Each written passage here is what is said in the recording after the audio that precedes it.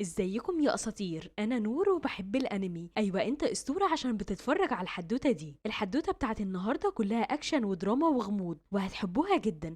وقبل ما نبدا الحدوته هطلب منكم طلب، عايزين الفيديو ده يوصل ل1000 لايك ويلا بينا نبدا الحدوته. بفكركم ان الحلقه اللي فاتت كان فيها اكشن غريب، ان شيمورا اتضرب قدام حبيبته واخد اللي فيه النصيب من هاماكين المفتري، وصوره وهو بيقلع هدومه علشان يذل قدام الكل. اما حبيبته وصاحبها مشوا وسابوه لوحده لانه لازم يقعد لوحده شويه، وشيمورا كان اضعف ما يكون قدامهم كلهم، وكان مذلول على الارض وما بيجيش المدرسه نهائي، وقعد شهر في البيت. واصحاب شيمورا كلهم في المدرسه زي رومي المشهوره وهاماكين كلهم موجودين. رومي ابتدت تطور من نفسها لحد ما وصلت ل100,000 مشترك، وكان شيمورا بقاله شهر ما بيخرجش وما بيروحش المدرسه. ورومي بتكلم كانيكو صاحب شيمورا وبتقول له فين صاحبك؟ غايب ليه؟ بقاله كتير ما بيجيش. فبيقول لها كانيكو ان ده ولا صاحبي ولا حاجه، انا معرفوش. ليه؟ لانه خايف يتضرب زيه ويبقى عبره للجميع. وطبعا كانيكو بقى مع هاماكين لانه الخصم الاقوى، ولان شيمورا ضعيف وهاماكين ضربه كويس قوي، وكان خايف يتضرب زيه فابتدى يبقى مع الفريق الاقوى.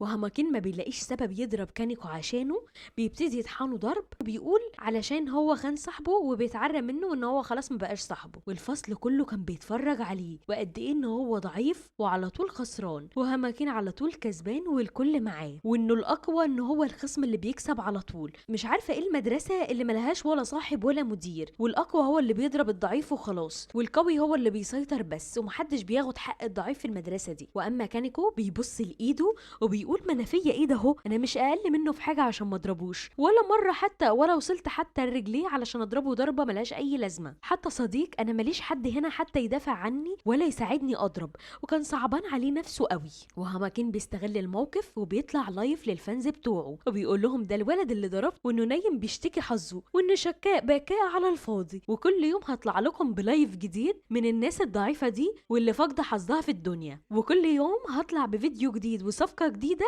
علشان اخد فلوس اكتر. والتعليقات عنده عماله تزيد والمتابعين كمان يزيدوا اكتر. واما ميكانيكو صاحب شيمورا بيفكر وبيقول هاماكين رغم ان كل الضرب اللي ضربه لنا انا وشيمورا صاحبي وفيديو شيمورا اللي قلع فيه هدومه، الا ان كل الناس ما اخدتش وقت كبير ورجعت تتابعه من تاني وتشجعه، وابتدوا ينسوا كل اللي حصل وبيتفاعلوا معاه، وبالعكس بيزيدوا اكتر. واما هاماكين واصحابه مبسوطين قوي انهم وصلوا ل 900,000 على اليوتيوب، وبيرقص هاماكين هو واصحابه وبيشكر متابعينه، وابتدت التعليقات والكومنتات تزيد في صفحته. على عكس شيمورا بعد ما كان وصل ل1,000,000 قبل كده وصل ل90,000 مشترك بس، وابتدوا كل المشتركين يمشوا من عنده. ولكنه رغم وقوع شيمورا ان فيه شويه متابعين قليلين وبيكتبوا له في التعليقات انهم منتظرين رجوعه، وان فيديوهات شيمورا بتعلمهم الصبر في القتال وانهم مستنيينه. وابتدى هاماكين يتغاظ قوي من شويه المتابعين الصغيرين اللي عند شيمورا، وكان عايز شيمورا يطلع في فيديوهاته علشان يزود المتابعين. وراح هاماكين لكانيكو صاحب شيمورا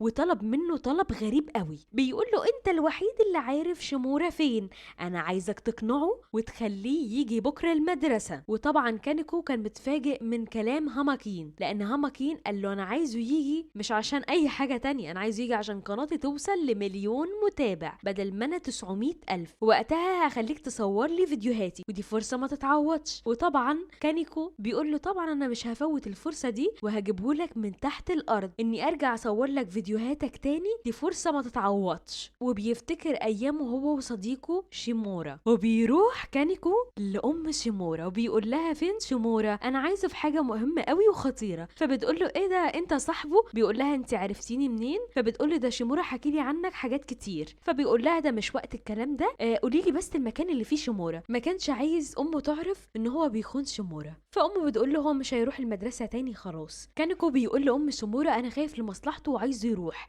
ولكن في باله بيفكر انه عايز شيمورا علشان يكون كبش فدا لهاماكين وفيديوهاته، ومش قادر يقول لها الكلام ده لانه كده بيكون صداقتهم فعلا. وبيقول لها يا ست الكل انا بس عايز مكان البيت، لان انا عارف البيت ورحته قبل كده بس مش فاكر لان المباني كلها شبه بعض. وابتدت ام شيمورا تكتب له العنوان، وكانيكو اول ما بيشوف العنوان بيحفظه وانه ما عندوش مشكله يخون صاحبه مقابل ان هو ما يتضربش. وبيفكر في باله كده ان هو لو راح لهاماكين وقال له انا رحت له البيت ومرضيش يقابلني، وابتدى هاماكين يصور الفيديو وهو بيضربه تاني وبيقول له انا هبعته لصاحبك هخليه ينزل من بيته غصب عنه ويجي هنا المدرسه علشان يدافع عنك. اما كانكو بيسجل الفيديو فعلا وبيفوق ويقول له يا صاحبي ما تجيش هنا المدرسه تاني، لان هاماكين لو مسكك هيضربك وهيوصلك للموت، وهو عايزك بس عشان يوصل لمليون متابع في القناه، وانك لو جيت هيقتلك، خليك في البيت ما تنزلش يا صديقي هتموت. وبيروح لمامة شيمورا مره تانية وبتعرفه لان شيمورا بيكون حاكي لها عليه وبيكون حاكي عنه كلام كويس قوي،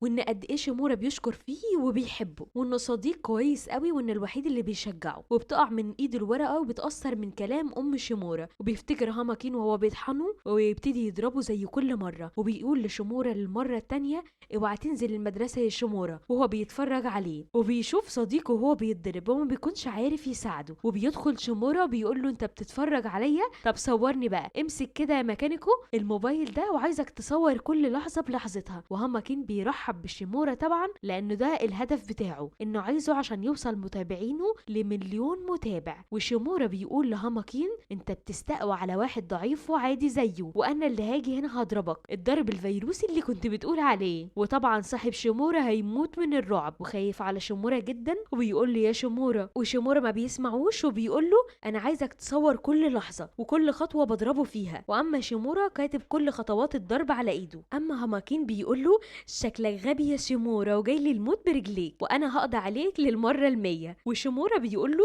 اول خطوه ازاي تتعرض للضرب من غير ما تتاذى. وهاماكين بيقول له انت غبي للمره التانية يا شيمورا، دي نفس الحركات اللي اتضربت بيها اخر مره، وان دي حاجه محزنه قوي وانك ما بتتعلمش من غلطاتك. واتضح ان شيمورا قاعد شهر في البيت بيتدرب من هاماكين. يعني ايه؟ ان هو قاعد في البيت يسمع كل حلقات فنون القتال بتاعه الراجل الديك اللي هو اسمه تو، وان قد ايه شيمورا كان ضعيف وفاقد ثقته بنفسه، وان حبيبته مشيت قدام عينيه وشافها وما قدرش يقابلها مره تانية، ومشاهداته قلت خالص. وابتدى ان هو يسمع دروس القتال ويتعلم اسس القتال. رقم واحد ان هو يبني جسمه باكله المفيد زي اللحوم والخضار والفاكهه. رغم ده كله ان شيمورا كان بيجيب الاكل في الحمام، ولكن كان بيحاول اكتر من مره. الحاجه التانية هي قوه الاراده يا صاحبي. ايه هي قوه الاراده؟ انك مش هتاخد اكل علشان وزنك بس يزيد، ولكن عشان تبني عضلات اقوى، وهم الاساس واهمهم البروتين في اكلك، علشان لما تتضرب جسمك يمتص كل الضربات دي كويس قوي.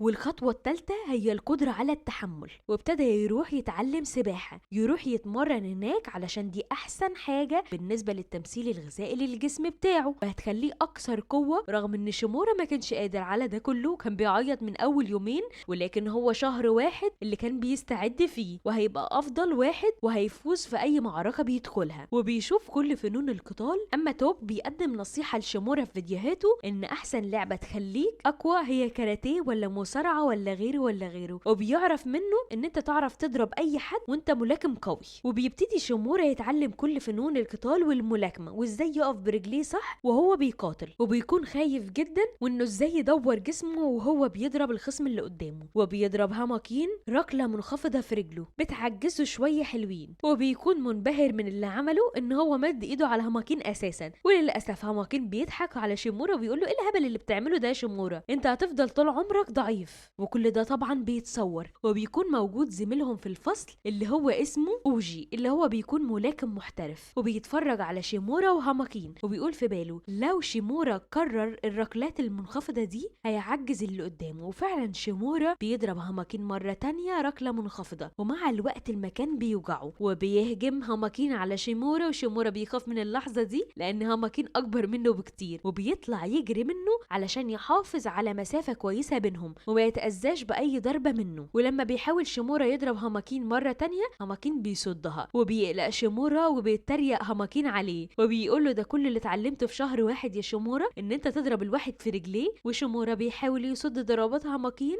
وبيديله ضربه تانية في رجله، وبيصرخ شيمورا انه مش هيخسر المره دي باي تمن من الاثمان، وبيديله ضربه في وشه بيوقعه. وبيتفاجئ الكل من شيمورا وانه ازاي ضربه كده، وكان مش مصدق نفسه. واصحاب هاماكين بيحضروا بيتفاجئوا من اللي حصل، وصاحب شيمورا بيدافع عنه وبيفتكر قد ايه ان هو وشيمورا بيحبوا بعض. واما اوجي الملاكم القوي بيحفز شيمورا وبيقول له انت قد ايه كنت قوي في المعركه دي. واما شيمورا بيقعد يعيط وان ما بيبقاش بيضرب ضرب فيروسي ولا حاجه، وبيقول خلاص انا ما بقتش خايف، انا انتصرت عليه. وبدا يقعد يشاهد الفيديو لاكتر من مره ويشوف ان قد ايه انتصر على هاماكين، وبياخد درع اليوتيوب وبيحصل على فلوس كتيره جدا، وبيروح لامه وبيجيب لها لبس جديد، وبتقول له ده غالي يا ابني، انت جبته منين؟ بيقول لها لا ده كان معروض من على النت وسعره رخيص. وما بيقولهاش الحقيقه ان هو بيكسب من الفيديوهات فلوس، وبيقول لها ما تقلقيش كل حاجه هتتظبط يا امي. وبتقول له انت عارف يا شموره ان صديقك جه زارك هنا في المستشفى واخد عنوانك؟ وابتدى صاحبه يصور له فيديوهاته بدل هماكين. ابتدى شيمورا يستعيد ثقته في نفسه من جديد. وبيكون كده يا اصحابي خلصت حدوته النهارده. اشوفكم على خير في حدوته المره الجايه. ما تنسوش تدعموني بلايك واشتراك للقناه، واكتبولي في كومنتات